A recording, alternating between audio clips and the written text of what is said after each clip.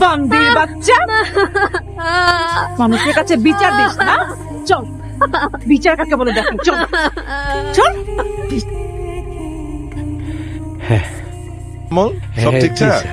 এই টনটনা ভাবে ডিউটি করতেছি, কিন্তু কিন্তু আবার কি? না স্যার, আপনি তো প্রায় সময় বাড়িতে থাকেন না, এদিকে বাড়িতে।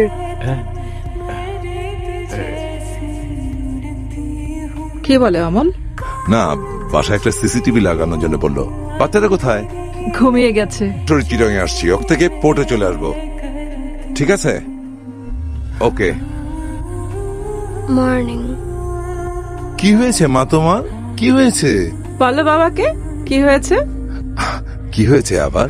কি আর হবে, কালকে দুজনে ইচ্ছে মতো শাওয়ার নিয়েছে, শরীর খারাপ করেছে, কিন্তু কে শুনে কার কথা? এটা কিন্তু ঠিক না, মায়ের কথা শুনতে